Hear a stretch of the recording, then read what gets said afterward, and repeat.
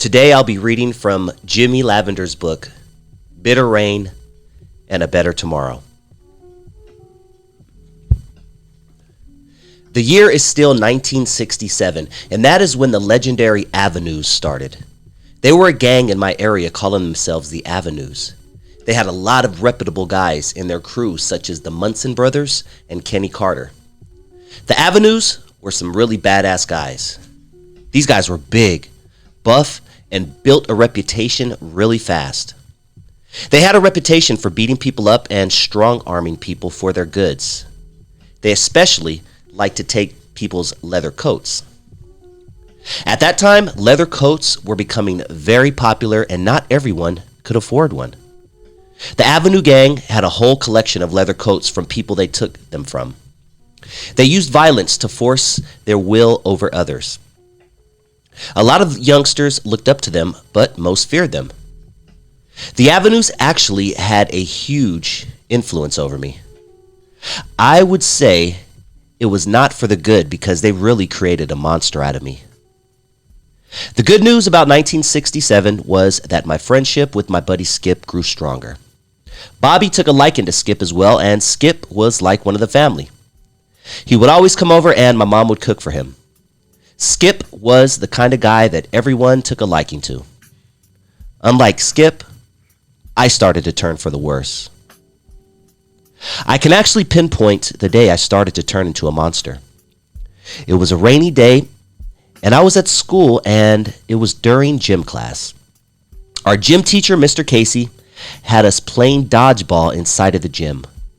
The rules were that we had to throw the ball sidearmed, and we could not throw it overhand. I didn't listen. I threw that ball overhand, and I threw it as hard as I could. I aimed for the guy we called Pee Wee, and I wasn't even sure if he was in the game or not. He was standing behind all the players, and this ball hit him in the head and bounced really high, almost to the lights inside of the gym. It caught him off guard, and I knew he was stunned. When Pee Wee was able to gather himself, he looked around to see who threw the ball at him. The crowd immediately told him it was me who did it, and they started encouraging him to fight me. They were saying things like, "Come on, Pee Wee, are you really going to let him do that to you?" I actually apologized to him. He and I had gone to the same elementary school together, and he lived just 2 blocks over from where I did.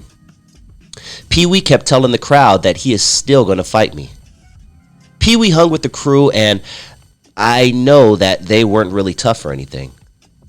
I'm sure the peer pressure got to him because I knew Pee Wee and his crew were afraid to even cross the tracks. To get home, they would have to go all the way around other neighborhoods in fear of getting caught up by another crew. Class was over and I was at my locker alone. I saw Pee Wee and his crew approaching me. Pee Wee got closer and I knew he was going to try to do something, so I took off my jacket to prepare myself. I kept watching him from the corner of my eye. I was right. Pee Wee threw one of the weakest punches I've ever seen and missed me. I reacted, and within a second, I had him pinned up against the locker. His crew came to his aid and jumped in. One of them grabbed me from behind and held my arms back. Punches were flying, and Pee Wee had me in a headlock. He was uppercutting me, but his punches really weren't doing anything to me. Thankfully, Pookie and Donald Washington showed up and got these guys off of me. Everything happened so fast, and the next thing I remember was security breaking up the fight. Pee Wee and I ended up in a very familiar place after that. We both ended up in the principal's office. Mr. Casey was there too, but he hadn't seen the fight at the lockers. He only witnessed what happened during dodgeball. The school wanted to notify my parents about what happened, but I knew that my brother Willie had already given my mother enough grief already. I knew my mother didn't need it for me too. So the principal gave me an option. I took the 3 swats to the butt, and yes, they hurt like they always did. After I took my punishment, I remember that I had taken off my jacket to fight. I went back to the scene of the fight to fetch my jacket, but my jacket was gone. I jumped over the fence to leave school. I went to go see my mother before she left to work. My brother Willie was already with her. He probably didn't go to school that day because he was most likely already suspended. My mother immediately asked me where my jacket was. I explained to my mom what had happened. She didn't really seem to care about the fight too much, and she said, "I paid $10 for that jacket. You need to go back and get it." I understood because back then $10 was a lot of money, and I knew how hard my mom worked to get that jacket.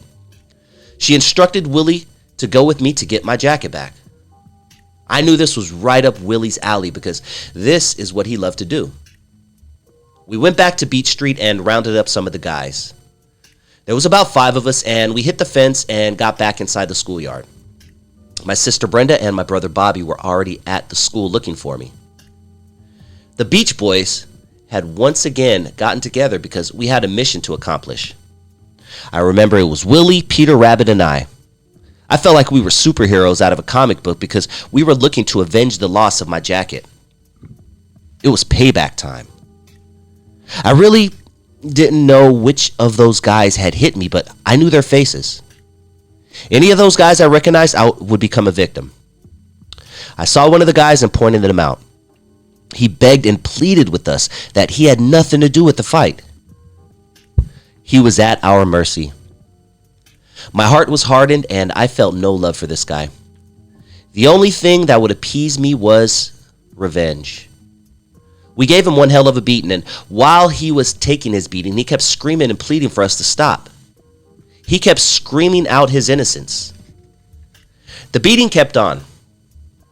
I recognized another guy, and he was actually wearing my jacket. I also knew that he was there at the time of the fight. I called out, "That's my jacket!" And the guy yelled, "No!" And he took off running. Peter Rabbit and Willie gave chase. That guy wearing my jacket was fast. I recognized him as Kenny Carter, who was from the Avenues. Kenny dropped the jacket and took off. Mission accomplished. Kenny Carter is the younger brother of Bunchy Carter. Both Kenny and Bunchy would be very significant with their roles around this time. Bunchy Carter was president of the Southern California Black Panther Party. After we got my jacket back, I can't remember too well, but I think I went back to class with Bobby and Brenda. Over the next few days, some of the homies would escort me to and from class. The Avenues never responded to us over the jacket incident.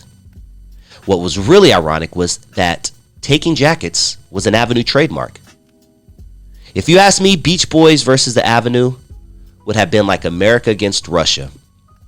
Our gangs were the 2 biggest powerhouses of that time in our neighborhoods. If we fought each other, it would have been a real clash of the titans. This was about the time when the Avenue started doing robberies, turning out parties, and beating people down. Their reputation grew fast. They were terrorizing the Florence Firestone district. However, they never actually crossed into Beach Boys territory. Crossing into our territory was undoubtedly out of the question for them. Even though things had settled down a bit, our focus was still on Pee-wee. We damn sure were not going to let him get away. We didn't see Pee-wee around anymore in the next few days. We knew he was avoiding us. Before this incident, I would always see him around the campus. We never saw him walking home anymore, so we figured he must have started taking a different route home. Well, it didn't take long for us to figure out Pee-wee's new route home. We learned that Pee-wee was cutting through the heart of Watts on 103rd Street. The next day, my crew and I came up with the plan. We were going to cut him off on 103rd and wait for him to try to pass. We waited on 103rd, and just as we suspected, Pee-wee came walking through. It was time for Pee-wee to pay the piper for what he did. We saw him walking, and we cut him off. My other crew members surrounded him, so Pee-wee was like that song by Martha and the Vandellas because he had nowhere to run. Pee-wee was scared, and he tried to talk his way out of it. We let him finish his sympathy speech, but we had no sympathy. We got busy on Pee-wee, and my crew showed him what a rat packing was really supposed to be. The punches to Pee-wee's body were thunderous, and I could hear the soul start to leave his body. When we were done with him, he was rolling around slowly. He was a bloody mess. The conflict between Pee-wee and I had been put to rest. He and I Never had a conflict like that again. My own reputation was being built after that. My sister Brenda had started introducing me to the class seniors, so I was cool with the older crowd. My brother Willie had established a reputation, and his rep spread like an outbreak. Everyone knew Willie was my brother. Because of that, I became untouchable, and the fact is that I was a lavender excelled my reputation. I could walk freely amongst the other gladiators at the school, and no one would bother touching me. People I didn't even know knew who I was. Since my reputation caused people to leave me alone, I was able to focus on sports. I was also able to focus because Willie had gone off to jail. It was also around this time where my sister Brenda started experimenting with a pill called Red Devil. My father didn't know how to handle that situation, so he would just get angry and start yelling. One day he was yelling at her for being on the pills, and she told him, "You're like a radio and you're talking too loud." My father became infuriated. He chased Brenda around the table, and when he caught her, he started slamming her against the table, and he took her to the ground. My mom finally got him off of her, and my father stormed out. My sister stormed out too, and she ran away from home. I tried to convince her not to go, but not even I could convince her of that. She ran away with some girlfriends. She would eventually return home, and my father became very strict on her. He had strict curfews enforced. Of course, she would always break curfew, and my father would lock her out of the house when she was too late. I would always sneak around and open the door for her so she can come back in. She would come in stumbling from being high on whatever it was she was taking. My sister and I had always been very close, and she looked out for me as a child, and when I got older, I returned the favor. There were nights when she would not return home. It was my duty as her brother to go find her and ensure her safety. I would pack my Deuce 5 and sneak out of the house at night to find her. I would search all over Watts and the Firestone Florence district looking for my sister. If I'd caught anyone doing harm to her, I would have shot them with no hesitation. Even though she had her share of problems, we were still very close. I became well acquainted with the older guys, such as Kenny Carter. Of course, he was the brother to Bunchy Carter, who led the local Black Panther chapter. Kenny and Bunchy were completely different. I'll never forget the time when there was this track and field event, and I had the baton in my hand, then Kenny came along and knocked it out of my hand, then he went on to win the race. I want to clear up a bit of history regarding Kenny Carter. Kenny is sometimes thought of as being an early Crip. Kenny was never a Crip. He was an Avenue. Raymond Washington hung with the Avenues, and after he went on to start his own gang. It was some of the younger Avenues that joined Raymond when he would go on to form the Crips. Some of the younger Avenues became Crips. Eddie Hatrone, Baby Blue, and this guy named Conrad went on to become Crips, and they were former Avenues. Kenny Carter always remained an Avenue. And again, he never was a Crip. I remember I had homeroom basketball league, and Jamel Barnes was in that class. One day I showed up to class, and there was a crowd of people around watching a fight. A fight breaking out was normal, so I went up to see who it was. When I got there, I saw Jamel Barnes throwing punches, but he was retreating. My friends Skip, Lil Jim, and Chief were on him. More of my friends came to jump in, and Jamel took off running towards the gym office. Since they were my friends, I too was on the chase. If I was in position, I am sure I would have hit Jamel as well. Jamel and I later became friends. By 1968, I really got to know Jamel Barnes well. He was about medium height and light-skinned with a deep voice. A lot of people thought he was a bully, but Jamel was never no bully. Jamel would always talk about lifting weights because it was around this time he started to get buff. That's probably why people disliked him, because of his appearance. Jamel Barnes went on to form the Avalon Gardens gang, which would later become the Avalon Gardens Crips. Jamel would try to encourage me to lift weights. Even though Bobby had weights at home, I never touched them. I don't want to become stiff. I needed to stay loose and nimble in case of any hand-to-hand combat altercations at school. It was my unbelievably quick hands that led to my success amongst the other gladiators at school. JlMEL would go on to be very significant within the Crips a few years later. JlMEL made the decision to attend Fremont High School. It was a significant decision because at that time they were having problems with the Avenues. JlMEL was the leader of the Avalon Gardens. The Gardens was a housing project, and the streets they claimed were 88th and 88th place. JlMEL knew the potential risks by not choosing to go to Locke High. JlMEL could have avoided the Avenues altogether if he had gone to Locke. JlMEL was getting hardly any help from the Avalon Gardens in the dispute with the Avenues. By 1969, the Avenues were pretty much gone, and Raymond Washington saw an opportunity to grow the East Side Crips. At first, Raymond approached JlMEL, and they had a scuffle. There are different stories that say Raymond hit JlMEL and vice versa. One story suggests that Raymond threw a jacket over JlMEL's head. Raymond ended up asking JlMEL and the Gardens to join the Crip movement. It was a good move on Raymond's part because the Crip numbers grew overnight with that merger. The Gardens at that time were maybe a 75 deep. The Crips instantly added about 75 members.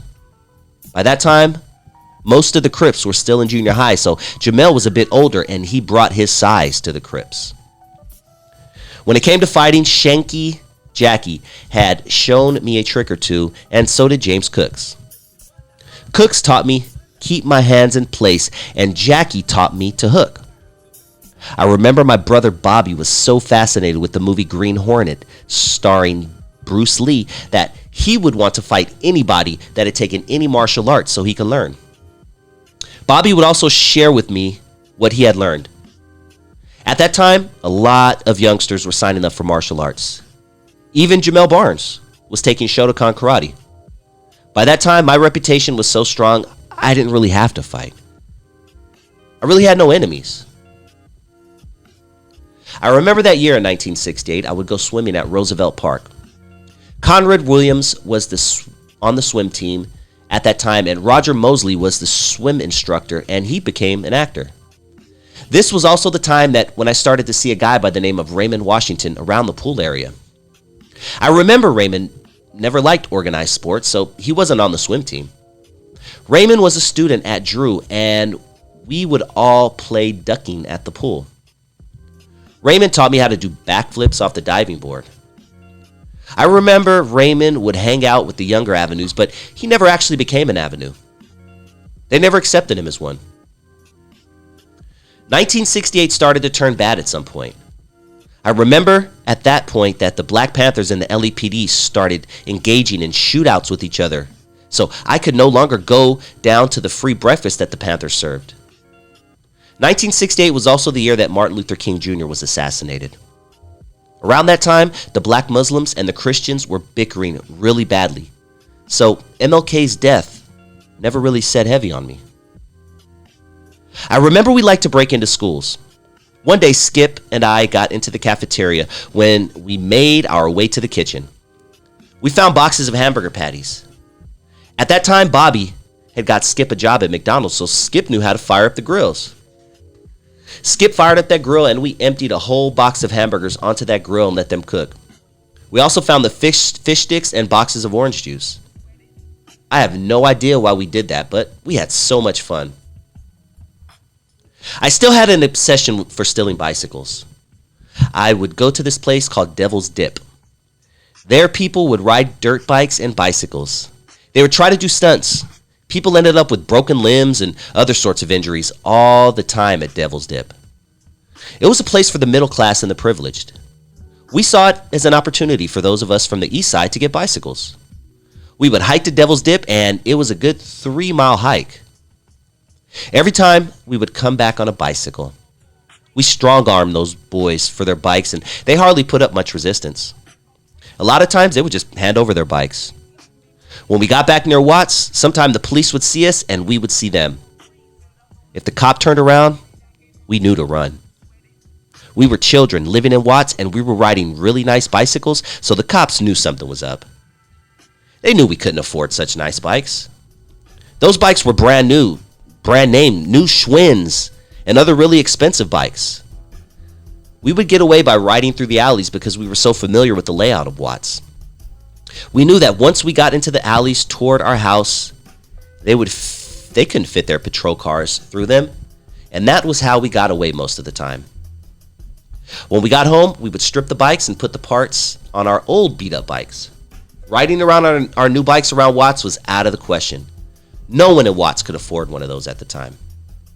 It would have been like having Ripple inside of a bottle of Cristal champagne. I remember one time I stole a 10-speed Schwinn. This girl I knew had offered me $30 for it. Shit, $30 was a lot of money because people's rent at the time was $60. Word got around, and pretty soon I had others that wanted a bike too and were willing to pay money for it. I got an idea. I would go into the neighboring town of Southgate to get my inventory of bikes. I knew that Southgate was privileged folks. I knew it was dangerous for me to go there because of the police and the spook hunters, but the money was too tempting.